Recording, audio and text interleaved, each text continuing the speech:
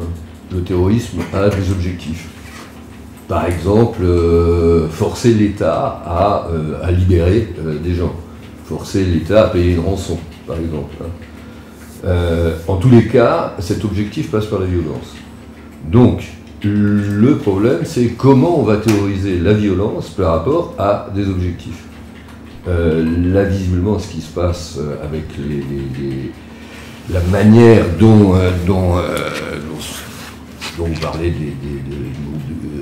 Tarnac, la manière dont tu définis les cellules, tout ça, la place de la violence, elle n'est pas définie. Du moins, elle est mise de côté.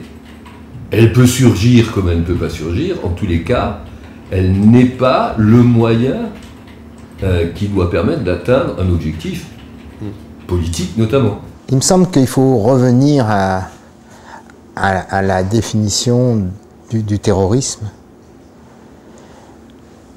Moi, je ne suis pas de ceux qui disent de toute façon le terrorisme n'existe pas.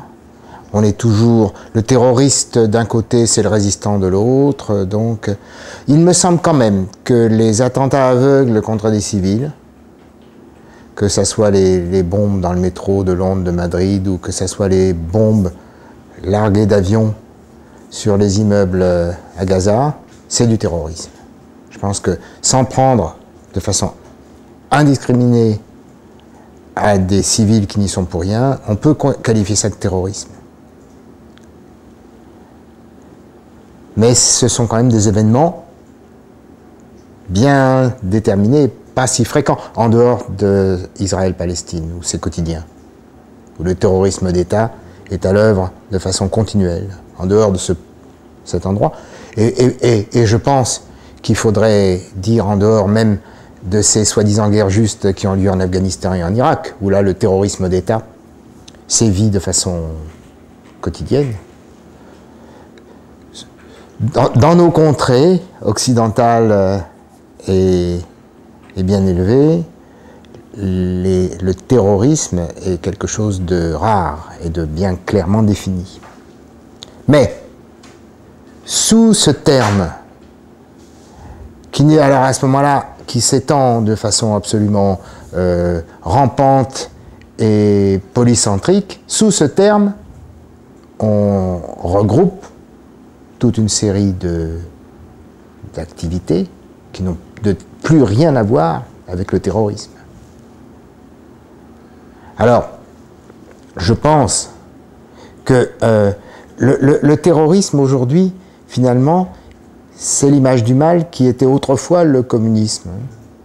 Il a remplacé le communisme comme le mal absolu. Mais il est beaucoup plus fantomatique, parce que le communisme, on peut dire qu'il avait une existence indiscutable. Alors qu'aujourd'hui, en France, le terrorisme... Donc, le terrorisme, c'est une chose, et l'antiterrorisme, c'est tout autre chose.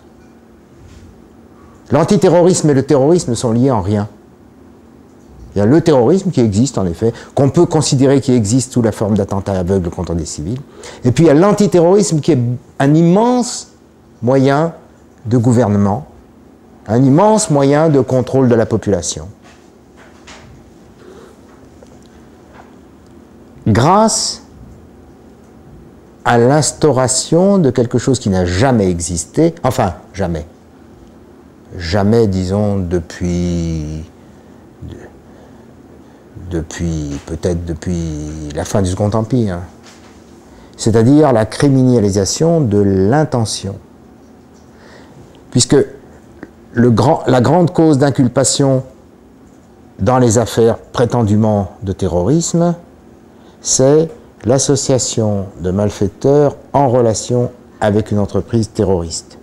Tous les mots sont pesés. Association, c'est quoi? C'est nous, là, dans cette pièce. Malfaiteurs, d'accord. En relation, ça c'est absolument crucial. C'est-à-dire que si mon téléphone est dans ton agenda, nous sommes en relation. Et il y a aujourd'hui plein de gens, pas des Juliens, pas des Hildune, mais des imams barbus ou des pauvres diables extraits de leur cité parce que leur numéro de téléphone était figuré dans un agenda de quelqu'un qui a été arrêté, lui aussi d'ailleurs pour des raisons tout aussi... Donc la relation avec, c'est absolument redoutable. Et une entreprise, c'est également redoutable. C'est pas un acte, une entreprise. Par conséquent, c'est une préparation. Une entreprise. Autrefois, avant la législation antiterroriste, on ne pouvait être inculpé, emprisonné, condamné que pour des faits. Hein? On tuait sa femme, on volait des petits lus dans un supermarché, on était mis en prison. Des faits. Aujourd'hui, on est emprisonné, inculpé, condamné éventuellement, pour des intentions. Et c'est là que les livres entrent en jeu. Parce que, au fond, pour connaître les intentions de quelqu'un,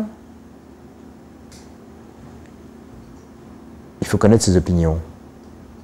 Et pour connaître ses opinions, les livres qu'il a en sa possession, et a fortiori qu'il aura écrit, sont évidemment un indice à charge, enfin un indice en tout cas de l'instruction très clair.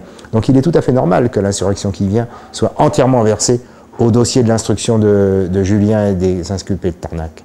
Parce que ça permet de savoir quelles sont leurs opinions et de là, quelles sont leurs intentions. Et ces intentions sont criminalisables, sont criminalisées. C'est pour ça qu'ils sont en prison.